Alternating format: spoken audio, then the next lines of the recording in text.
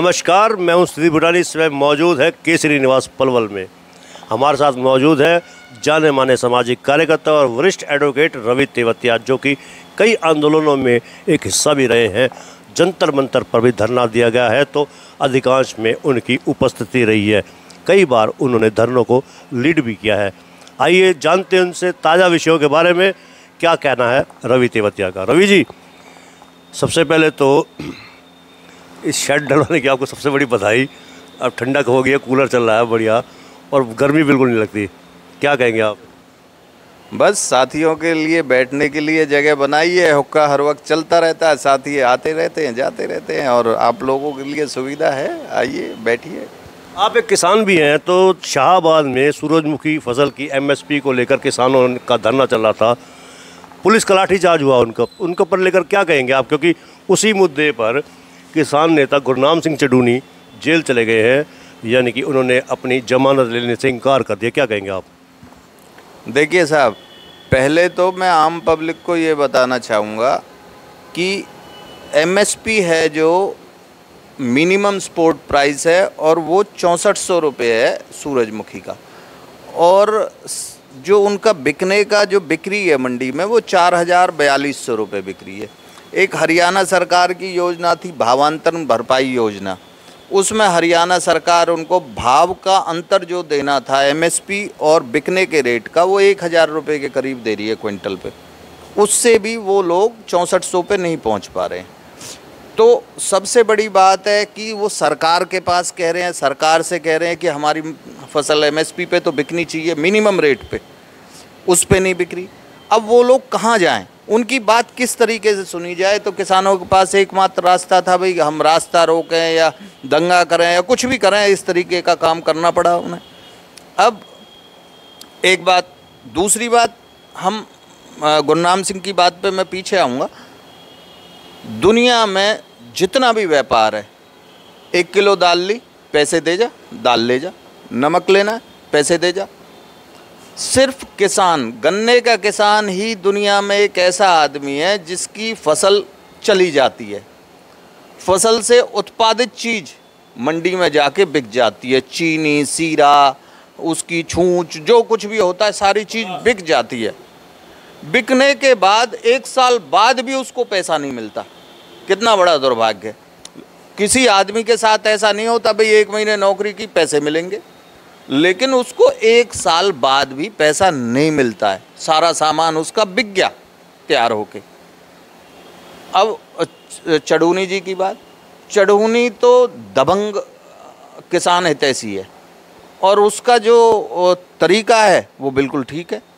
और ये हरियाणा सरकार की घोर असफलता है, बहुत बड़ी असफलता है कि वो हरियाणा के किसानों का, जो सबसे बड़ी जात है हरियाणा की, उसका ध्यान नहीं रख पा रही किसानियत का। रेसलर्स जो है अपनी मांग को लेकर, यानी कि जो कुश्ती फेडरेशन के पूर्व अध्यक्ष है, सांसद है बीजेपी के बृजभूषण शरण सिंह, उनकी गिरफ्तारी की मांग को लेकर अड़े हुए थे। जंतर मंतर पर धरना भी चल रहा था, हालांकि अब धरना खत्म हो गया है। इस बीच ऐसी खबरें भी आई है कि केंद्रीय गृह मंत्री अमित शाह से भी उनकी मुलाकात हुई है, खेल मंत्री से भी उनकी बातचीत का दौर शुरू है, नौकरी तक उन्होंने ज्वाइन कर ली है। राकेश टिकैत जो भारतीय किसान यूनियन के प्रवक्ता हैं, उनका भी ये कहना था कि ये खिलाड़ी और सरकार के बीच का मामला है, हम इसके बीच में तय में नहीं जाना चाहते हैं। लेकिन आप क्या कहना चाहेंगे, क्योंकि जंतर मंतर धरने पर आप भी 2-3 बार गए हो? भूटानी जी, बड़ा स्पष्ट सा एक है कि पॉक्सो एक्ट में आसाराम पे, जो संत आसाराम था, उस पे 2 बजे FIR होती है, रात को 10 बजे वो अरेस्ट हो जाता है, और कुछ दिन बाद सज़ा हो जाती है। जिस दिन पॉक्सो एक्ट उस पर दर्ज हुआ, उस दिन से आज तक वो जेल से नहीं निकल पाया। ठीक है। हमारे यहाँ एक सांसद प्रधानमंत्री के साथ फ़ोटो खिंचवाता है पॉक्सो एक्ट दर्ज होने के 1 महीने बाद, और पॉक्सो एक्ट भी सुप्रीम कोर्ट की हिदायत से दर्ज हुआ, लेकिन उसके बाद भी वो प्रधानमंत्री के साथ फ़ोटो खिंचवाता है, रैलियां करता है। तो ये देश का दुर्भाग्य है। अब आप धरने उठने की बात कर रहे हैं कि धरना ख़त्म हो गया। धरना ख़त्म नहीं हुआ था, सरकार ने अपने तानाशाही सिस्टम के हिसाब से उसे हटाया था। पूरे भारत के संविधान में लिखा हुआ है, भारत सरकार की तरफ से Jantar Mantar wall of democracy है, उसका नाम है। वहाँ धरना देने का, अपने अन्याय के प्रति आवाज़ उठाने का सरकार ने अधिकार दिया हुआ है, जिसको तानाशाह सिस्टम के हिसाब से हटाया गया है। आपने कहा कि उन्होंने नौकरी ज्वाइन कर ली। बजरंग पूनिया, साक्षी मलिक और विनेश फोगाट का बिल्कुल स्पष्ट बयान है कि हम एक दिन के लिए अपनी हाजिरी देने के लिए गए थे, हम छुट्टी पे थे, हमारी छुट्टियां ख़त्म हुई तो आगे के लिए हम गए, तो वो नौकरी ज्वाइन करना नहीं है। अब बताइए और क्या। आप गिरफ्तारी की मांग कर रहे हैं, बृजभूषण शरण की, रेसलर भी मांग कर रहे हैं, आप भी कह रहे हैं कि गिरफ्तार होने चाहिए, लेकिन एक वीडियो वायरल हो रहा है कि उपेंद्र राणा का, उसका ये कहना है कि हरियाणा किसी की जागीर नहीं है और वो हम उनको निमंत्रित करते हैं, हरियाणा में आए हैं वो, लेकिन हरियाणा में उसके ऊपर बैन कोई नहीं लगा सकता है, हरियाणा किसी का नहीं है, बल्कि कई कठोर शब्दों का प्रयोग किया है जिसको हम इस वीडियो के जरिए दोहराना नहीं चाहते, लेकिन आप भी समझ गए होंगे अगर आपने वीडियो सुना होगा। तो क्या कहेंगे इसको लेकर आप? देखिए साहब, हर समाज में कुछ बदतमीज किस्म के लोग होते हैं, उन बदतमीज किस्म के लोगों में वो है। हरियाणा किसी के बाप की जागीर नहीं है, ये बिल्कुल ठीक बात है, वो सर्व समाज का एक प्रांत है, राज्य है। लेकिन मैंने भी ऐसा सुना है कि उपेंद्र राणा भगा के ले आया और वो उसके घर में है आज भी, ठीक है, ये उसका कैरेक्टर है, मैंने ऐसे सुना है। उसने अब से पहले 3 या 4 साल पहले जब बेटियां मेडल जीत के लाई थी तो एक बयान दे दिया था कि ये तो लड़कियां कोचों के बिस्तर गर्म करती हैं, ऐसा वैसा कुछ, वो आधिकारिक बयान है। उसके बाद उसको पीटा भी गया, उसकी उंगलियां तोड़ी गई। तो ऐसे लोग तो होते हैं। और जब बदमाश निकलता है ना, कोई भी गुंडा हो, वो बदमाश जब निकलता है अपने बाज़ार से सरेआम, तो वो ये नहीं देखता कि ये भाई ठाकुर की बेटी है, तू ठाकुर है, ये जाट की बेटी है, ये बनिया की बेटी है, ये ब्राह्मण की बेटी है। उसको जो लड़की सामने आएगी उसे छेड़ेगा, अगर वो छेड़ने वाला छिछोरा है तो। इसी तरीके से ये फफूंद हैं ये लोग जो हैं। ऐसे हो सकता है हमारे समाज में भी हों लोग, तो ये फफूंद हर समाज में होती हैं। लेकिन बीजेपी तो ये कह रही है कि कानून अपना काम कर रहा है, कानून के अनुसार जो भी कार्रवाई हो रही है उसको हम कर रहे हैं, लेकिन आप लोग गिरफ्तारी की मांग कर रहे हैं। तो सरकार और आपके बीच में एक टकराव इस तरीके से पैदा होकर आ रहा है कि आप सरकार की बात को नहीं सुन रहे हैं, सरकार आपकी बात को नहीं सुन रही है, जैसे सोच रहे हैं हम लोग। क्या कहेंगे? हम गिरफ्तारी की मांग नहीं कर रहे, पॉक्सो एक्ट का प्रावधान है, विदिन 24 अरेस्ट होना चाहिए, उसके बाद जांच होनी चाहिए। पॉक्सो एक्ट के एक स्पेशल जो नाबालिग होने की 18 साल 21 साल का वो नहीं है, 16 साल से कम उम्र के बच्चे के साथ अगर छेड़छाड़ की जाती है या उसका यौन उत्पीड़न किया जाता है तो उस पर पॉक्सो एक्ट लगता है। और पॉक्सो एक्ट का प्रावधान है कि इतनी देर में 24 घंटे के अंदर मुजरिम जिसके खिलाफ एप्लीकेशन लगी है, FIR हुई है, उसकी गिरफ्तारी होनी चाहिए, उसके बाद इंक्वायरी होती है। ये प्रावधान है उसका, हम मांग नहीं कर रहे, ये प्रावधान है उस एक्ट का। तो इसमें तो कोई अलग बात नहीं है कि हम उनकी नहीं सुन रहे। ये सरेआम तानाशाही है जो उस एक कानून का पालन नहीं हो रहा। अच्छा, आपके मच्छर बहुत हैं, चलो कोई बात नहीं। ये बताइए कि जो बात वहाँ से हटकर इधर आते हैं, केंद्रीय मंत्री कृष्णपाल गुर्जर ने आज बघोला में ऊपरगामी पुल का शिलान्यास कर दिया है और 1360 मीटर की लंबाई है, 25-26 करोड़ की लागत से बनेगा। लेकिन रसूलपुर रेलवे ओवरब्रिज की बात करें तो वो 5 साल से लंबित पड़ा है और निर्माण कार्य उसका चल रहा है। हालांकि साथ में ये भी जोड़ा उन्होंने कि मित्रौल और मुंडकटी में इसी प्रकार से नेशनल हाईवे पर पुल बनाए जाएंगे। क्या कहेंगे इसको लेकर? साहब, पहले तो मैं आपकी बात को दुरुस्त करता हूँ, उसका समय निर्धारित हुआ है 15 महीने, ठीक है।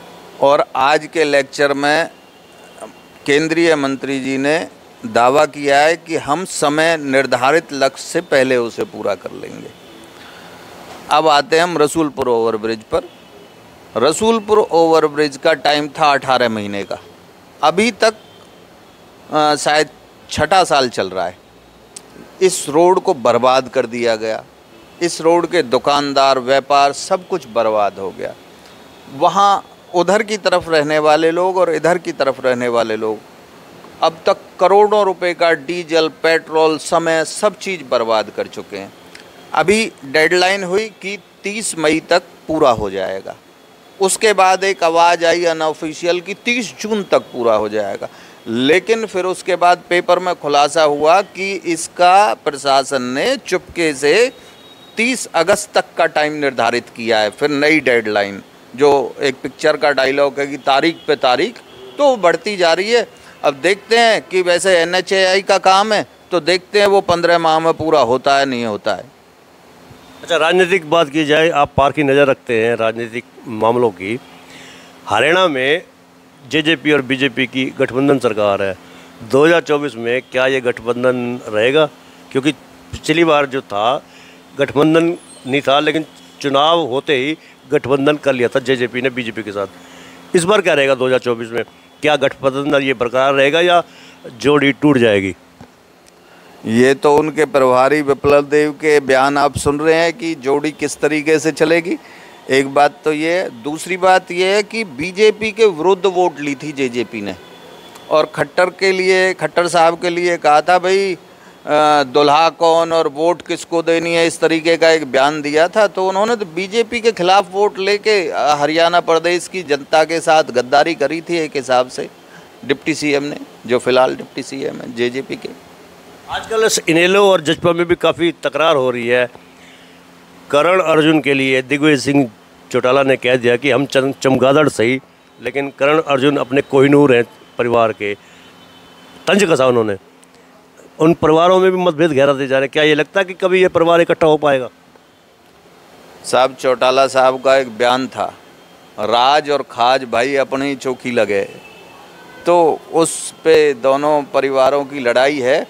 बाकी बीच में एक बात कही गई थी, जब तक दुष्यंत जी डिप्टी CM नहीं बने थे और JJP नहीं बनी थी, कि हमारे परिवार को तो बचाया ही अभय चौटाला ने है।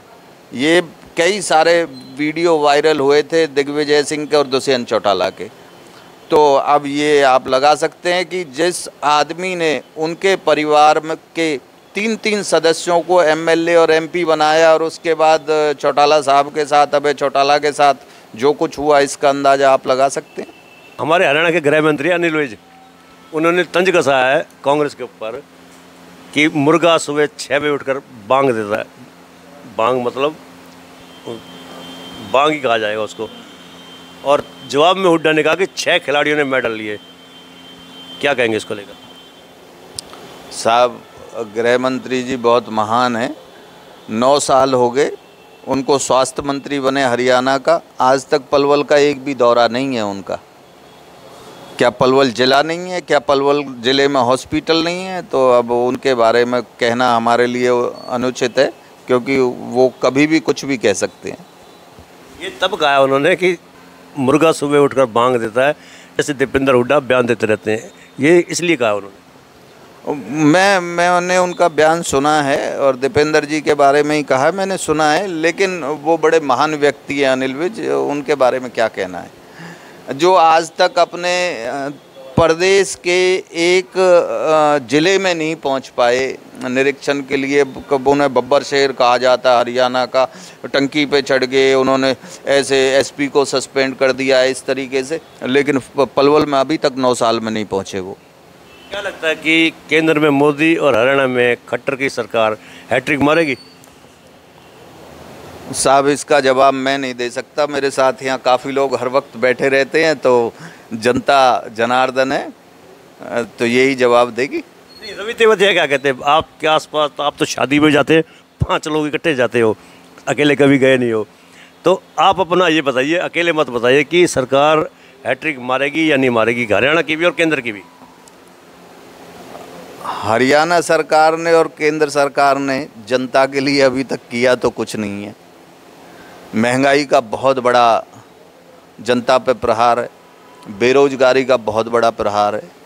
तो अभी इन बातों से आप लगा सकते हैं कि सरकार हैट्रिक लगाएगी या नहीं लगाएगी।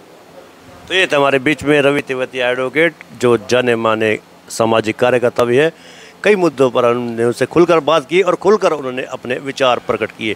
मेरा आपसे अनुरोध है, नीचे जो आप देख रहे हैं YouTube channel, Facebook page, Instagram और ट्विटर हैंडल, इसको आप लाइक फॉलो अवश्य कीजिएगा, कमेंट बॉक्स में जाकर प्रतिक्रिया अवश्य दीजिएगा और इस लिंक को ज़्यादा शेयर भी कर दीजिएगा, क्योंकि हम आपके बीच में अक्सर नए कंटेंट के साथ आते हैं, इस उम्मीद के साथ कि आप इसको फॉलो करेंगे। धन्यवाद। जय हिंद, जय भारत।